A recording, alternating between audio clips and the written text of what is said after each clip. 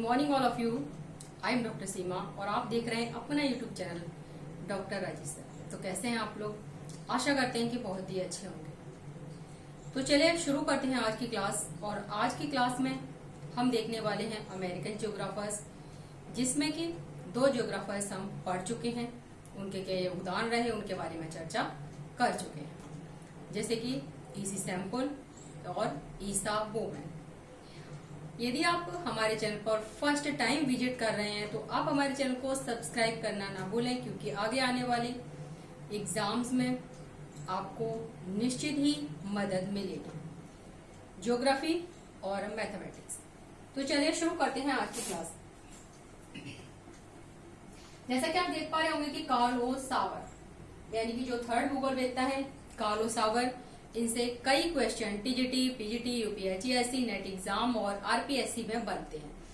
तो उन्हीं के बारे में हम चर्चा पर चर्चा करेंगे। तो सबसे पहले कार्ल ओ सावर का यदि जन्म देखें, इनके जन्म की बात करें तो ये 1889 में इनका जन्म हुआ था। और जन्म कहाँ पर हुआ था? तो स्वाभाविक है, अमेरिकी भूगोलवेत्ता हैं ये, और यूएसए के मिसौरी राज्य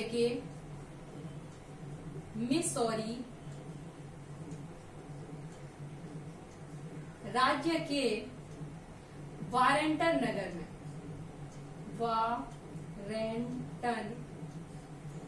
नगर में इनका जन्म हुआ था।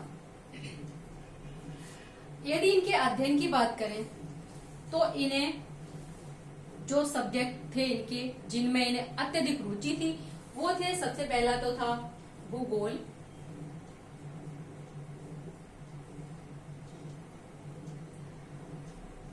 और दूसरा था समाजशास्त्र, और तीसरा था मानव शास्त्र।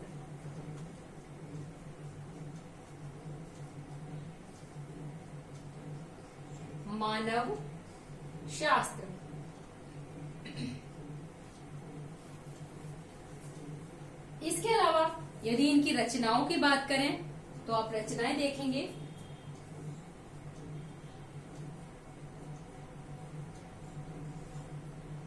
अक्सर क्वेश्चन जो पूछा जाता है, या तो वो सीधा पूछा जाएगा कि अमेरिकी भूगोलवेत्ता है या नहीं, या फिर उनकी रचनाओं से क्वेश्चन पूछा जा सकता है, या फिर उनका कार्यकाल भी पूछा जा सकता है। जैसा कि जन्म और यदि मृत्यु की बात करें तो ये 1975 में।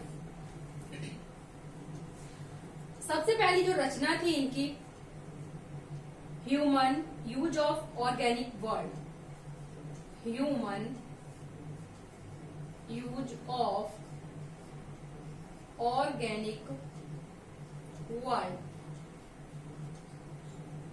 और ये 1920 में प्रकाशित हुई। यानी कि इसे हिंदी में यदि लिखें आप तो लिख सकते हैं जैविक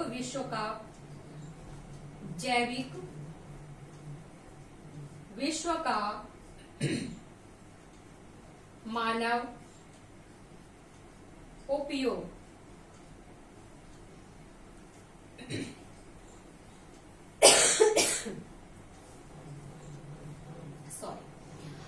जैविक विश्व का मानव उपयोग। इसके अलावा जो सेकंड इनकी रचना है वो है Ozark,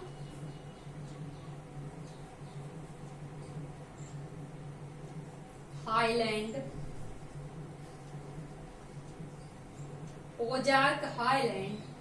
uh study in upland geography.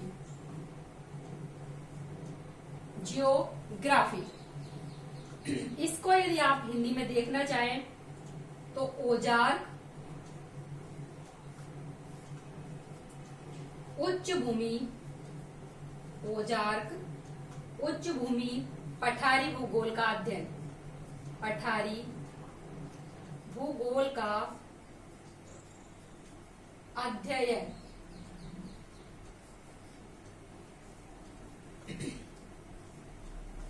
जी हाँ, तो जो इनकी सेकंड रचना थी वो ये थी औजार पुच्छभूमि पठारी भूगोल का अध्ययन। आप सोच रहे होंगे हिंदी और इंग्लिश दोनों में, क्योंकि दोनों में ही देखना कंपलसरी है, कभी इंग्लिश में पूछेगा तो कभी हिंदी में पूछेगा। नेक्स्ट हम बात करेंगे इनकी जो अन्य रचनाएं हैं उनके बारे में। तो नेक्स्ट है मॉर्फोलॉजी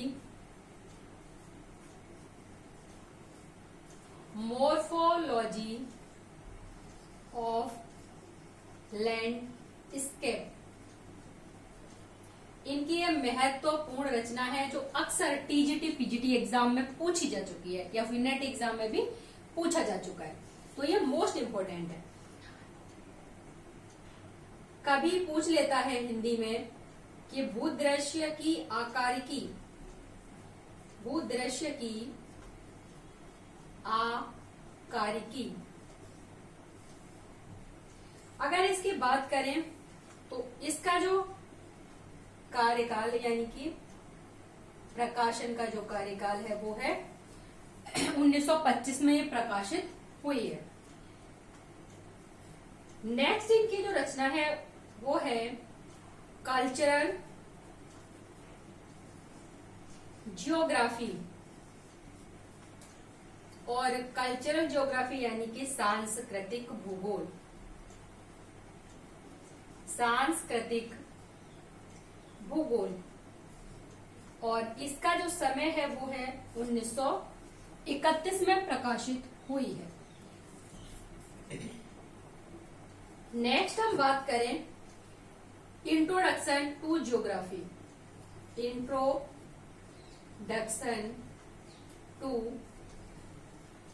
ज्योग्राफी, और इसे हिंदी में भी लिख सकते हैं भूगोल परिचय। भूगोल परिचय, और इसका जो समय है वो है 1932। नेक्स्ट हम बात करेंगे इनकी अभी और भी कई रचनाएं हैं जिनसे कि क्वेश्चन अक्सर पूछे जाते हैं।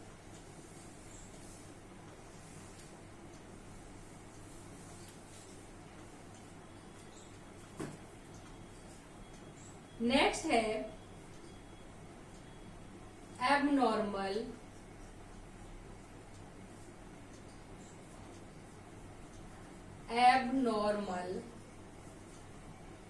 Population of north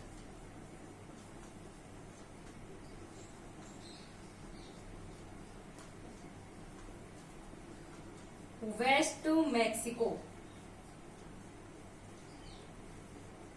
Mexico. और यदि इसकी बात करें तो इसका जो समय है वो है 1935। ठीक है, यदि इसे हिंदी में भी आप लोग नोट करना चाहें तो कर सकते हैं कि उत्तर पश्चिम मैक्सिको की आदिम जनसंख्या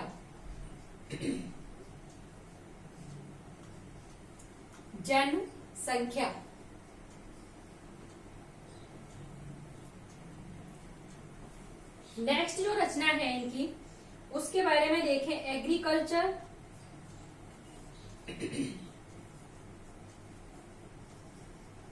एग्रीकल्चरल ओरिजिन एंड डिस्पर्सल, और ये है 1952 में। इसके अलावा यदि इसे हिंदी में भी देखना चाहें तो देख सकते हैं कृषि का उद्गम और प्रसार। कृषि का उद्गम और प्रसार, जो कि 1952 में प्रकाशित हुई है।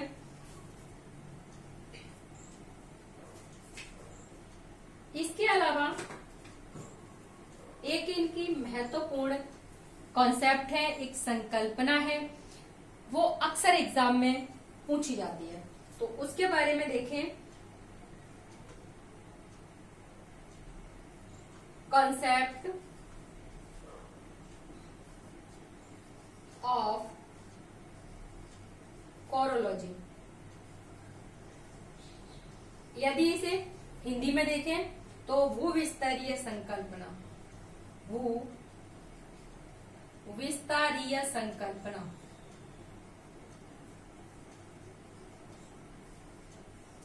जी हाँ। और यदि इसके प्रकाशन की बात करें तो इसका जो समय है वो नहीं है इसमें, और इसके अंतर्गत क्या दिया गया है, इसके अंतर्गत इन्होंने एक डेफिनेशन दी है। तो कभी कभी जैसे कि नेट एग्जाम है या फिर यूपीएससी है या फिर आरपीएससी है, तो उसमें आपको ये लाइनें भी पूछी जा सकती हैं। तो इन्होंने कहा, इसको आप इन्वर्टेड कॉमा में लिख सकते हैं। तो इनकी जो पंक्तियां हैं, भूगोल का उत्तरदायित्व,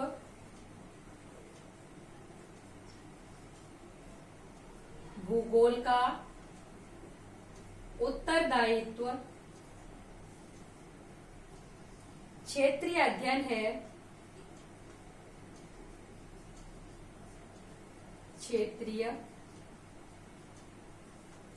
अध्ययन है। विद्यालय का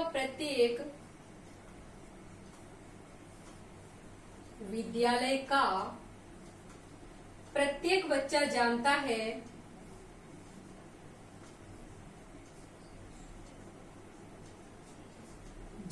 है कि भूगोल विभिन्न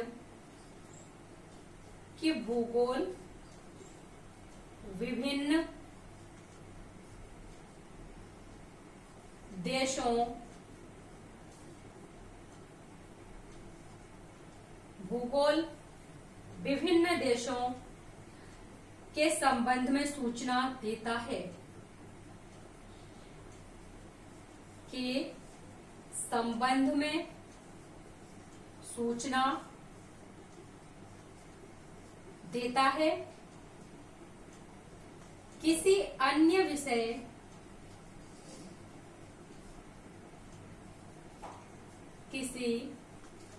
विषय ने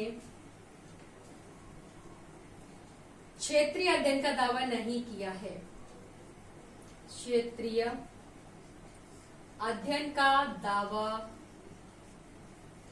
नहीं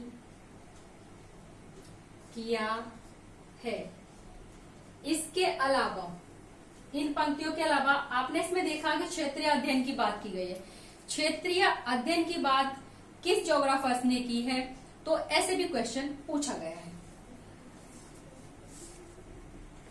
इसकी जो एक कॉन्सेप्ट है उसकी हम बात करें तो है क्षेत्रीय भिन्नता, क्षेत्रीय भिन्नता।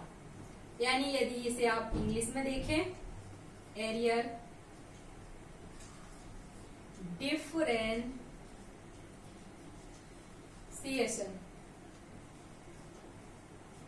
दोनों तरह से शब्दावली पूछी जा सकती है आपसे। एक तो क्षेत्रीय भिन्नता हिंदी में भी पूछा जा सकता है, या फिर आप इंग्लिश में एरियल डिफरेंशिएशन, इस तरह से भी पूछा जा सकता है। तो जो ये शब्दावली है, इसका सबसे पहले प्रयोग किसने किया था, तो कार्लो सावर ने किया था।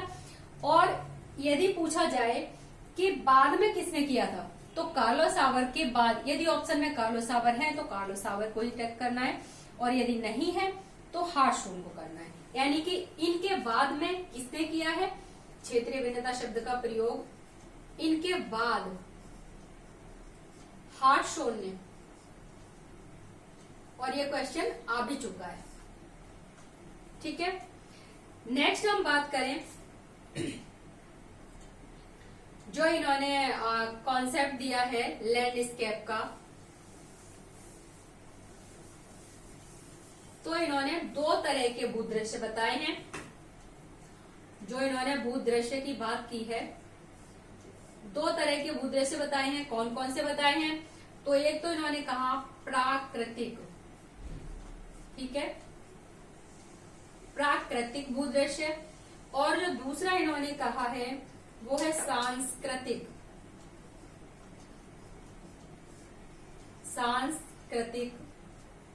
भूदृश्य। ठीक है। इसके बाद इन्होंने एक शब्द और दिया है सॉरी, एक इन्होंने शब्द दिया था सांस्कृतिक उद्गम स्थल। उद्गम स्थल, इसको आप इंग्लिश में भी लिख सकते हैं कल्चरल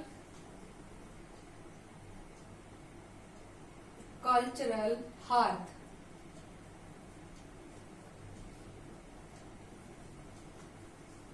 कभी कल्चरल हार्थ पूछ लेता है, कभी सांस्कृतिक उद्गम पूछ लेता है। यदि पूछा जाए कि इसमें क्या है, तो इसमें कृषि पद्धतियों का वर्णन है ना, कृषि पद्धतियों के उद्गम